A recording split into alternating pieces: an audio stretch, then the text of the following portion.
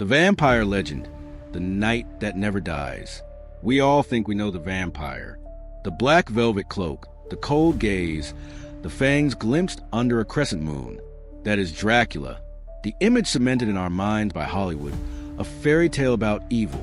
But what if I told you that image is merely a flimsy facade, a theatrical curtain drawn to conceal a far more horrific and naked truth about the genuine source of this fear? We won't just be studying a legend. We will be excavating the past, turning over forgotten pages of history to uncover the true origin of the dread named vampire. To understand a vampire, we must return to ground zero, the point where the fear of the dead rising began, a fear that was not seductive but repulsive, crude, and bound to the soil and villages. These entities were not aristocratic. They were the lamia sucking the life from children, the restless strigoi returning for relatives, or the vrikalakas bringing misfortune and disease. The commonality among these early figures is that they were born from the imperfection of burial rites or spiritual wrath, spreading social disorder. People believed that if the dead were not properly interred, or they committed sins while alive, their souls could not find rest and would return to haunt the living. The vampire of this era was purely the personification of evil, representing matters that were uncontrollable by religion and reason. However, the truth becomes far scarier when we examine the medical angle. Most classic vampire symptoms are not magic, but a horrifying misdiagnosis in the history of medicine. Consider porphyria, a rare blood disorder. Porphyria sufferers can experience gum recession, making their teeth look longer and sharper, creating the impression of fangs. Furthermore, their skin is extremely sensitive to sunlight, leading to burns and disfigurement, forcing them to live isolated in the dark, a core trait of the vampire. Then there was tuberculosis, TB, the White Death, which devastated Europe. TB patients became emaciated, pale, and most crucially, coughed up blood, an image easily conflated by villagers with the act of blood-sucking.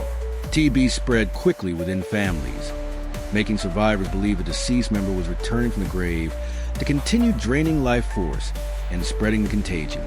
But the most tragic aspect lies in the process of decomposition. When fear reached its peak, people began exhuming their recently buried loved ones. They frequently found corpses that appeared to be intact, with fresh flesh and even blood pooling around the mouth. This perfectly aligned with the natural decomposition process. Gases build up, causing the abdomen to bloat, which forces blood out to the mouth and nose. Instead of recognizing this biological phenomenon, they concluded the dead had woken up and been feeding, and thus, the vampire was born. The first historical twist is revealed. The primitive vampire was not a magical monster. They were victims destroyed by disease, and after death, they were transformed by human superstition and scientific ignorance into a demon to explain the inexplicable. This mass hysteria led to brutal burial rituals. To stop the corpse from feeding and walking, people engage in acts we now deem horrifying. From officially documented cases like Peter Plagijewicz, 1725, and Arnold Paule, 1732, in Serbia, we see bodies being staked to the heart, decapitated with the head placed between the legs, and even having large bricks or stones stuffed into the mouth. This frenzy was so severe that Austrian military officers were involved in these destructive rites, proving the fear had crossed a line between superstition and state authority. The vampire is a mirror reflecting the sheer desperation of the living when facing mass death and the failure of medicine. However, the vampire did not die with the age of plague. As society advanced, it began a spectacular transformation. It abandoned the mud and rotting coffin to don a black velvet cloak and become the symbol of power, sexuality, and immortality. This is when we step into the 19th century and meet Count Dracula. If the primitive vampire reflected poor medicine, the modern vampire is a mirror reflecting the hypocrisy and repression of Victorian society. We must delve deeper into the figure who created this icon, Bram Stoker, in his novel Dracula in 1897. Stoker took inspiration from the brutality of Vlad the Impaler, a prince of Wallachia, but merely borrowed the name and ferocious temperament. The deeper essence is a psychological manipulation, an absolute, uncontrollable power that Dracula represents. At that time, London was undergoing a period of social change and mass immigration, In Victorian society, considered itself the height of civilization, yet harbored a deep fear of contamination from the outside. Dracula is an outsider from the mysterious Eastern Europe, a land considered savage. He invades England on a ship carrying sacred earth, bringing with him depravity that threatens the social fabric. He doesn't just suck individual blood. He turns Lucy Westenra, a pure, innocent woman, into a sexual fiend. The fact that the English characters must cooperate to destroy him is society's effort to re-establish order and defend purity against the invasion of foreign values. And this is the most crucial social twist. Dracula is a metaphor for forbidden sexuality. Victorian society demanded women be angels in the house. It's sexual. Dracula's act of bloodsucking is not merely biological. It is an allegory for unacceptable sexual behavior. Penetration, the exchange of bodily fluids, and a contagion of new moral plague. Lucy and Mina are two female archetypes struggling between purity and temptation. Lucy, being staked to the heart by her fiancé, is not just the elimination of a monster, but an act to punish the woman's sexual liberation, reasserting the patriarchal order. The vampire becomes seductive because it represents a force utterly opposed to order. Immortality surpassing the finitude of human life, absolute power, and the ability to transcend all limits set by society and religion. People watch the vampire to see a dangerous, magnified version of the very desires for freedom and debauchery buried deep within themselves. The spread of this image from the grotesque Nosferatu, representing plague, to the seductive Bela Lugosi and Christopher Lee, representing sexual explosion, shows one thing. The vampire is not merely a myth. It is a cultural barometer, always shape-shifting to fit society's greatest fear at that moment. It is the mirror we look into to see our own forbidden shadows. However, the story is far from over. Now that we have defined what the vampire is, we must question those who oppose them, the vampire hunters. Is Van Helsing, the representative of light, truly a good man? Or are the hunters themselves the brutal, fanatical ones and the true threat to society? The vampire is now defined. It is a personification of disease. It is the symbol of social desire. But when the spotlight turns to those who stand against them, everything suddenly becomes dark and contradictory. Van Helsing, the monster hunter, the representative of science and faith, should be the light.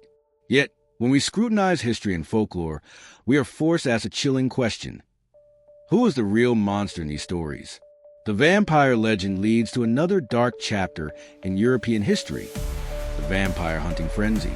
This is not mere fiction. It is historical reality recorded through mass grave exhumations in Eastern European villages. As the fear of unstoppable disease spread, people became convinced they were facing the risen dead, the primitive vampire, and acted in the name of self-defense. But it is this very act of self-defense that makes us shudder. Imagine the scene. Hundreds of graves dug up, hysterical villagers, under the banner of purging evil, perform the most violent and barbaric acts upon the dead. They didn't just stake the heart, an act of extreme horror, but also decapitated and burned the corpses, all because they suspected the deceased was a vampire, mistaking natural decomposition for signs of a monster. Here lies the moral twist. In many documented cases, the vampire harmed no one. They were merely ordinary decomposing corpses, turned into victims by the very hysteria of the living.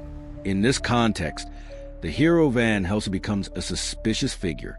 Although he represents knowledge, science, and faith to cross, his methods involve absolute and uncompromising violence. He does not seek to save or cure. He seeks only to destroy.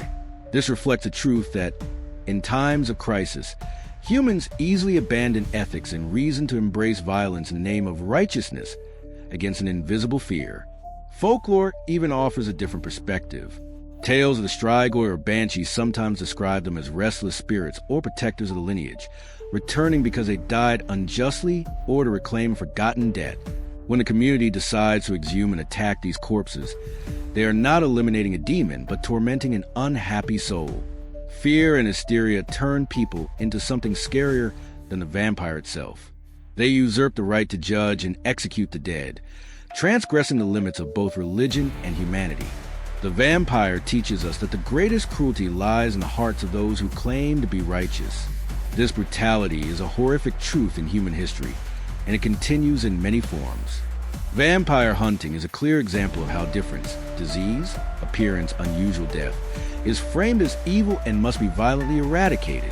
The moral twist is a profound indictment of our own paranoia. We have stripped away the layers. The vampire's disease, it is social fear, and it is the victim of fanaticism. Now, we must confront the final hypothesis, the one that haunts researchers of the occult. This is where our story moves beyond books and enters the real world. As we step into the 21st century, the vampire changes once more. It has become a mass cultural phenomenon, from Interview with the Vampire romanticizing immortality, to Twilight turning them into ideal lovers, or the countless sci-fi action films. The vampire is no longer an enemy that needs to be concealed, but a dark superhero or a perfect mate.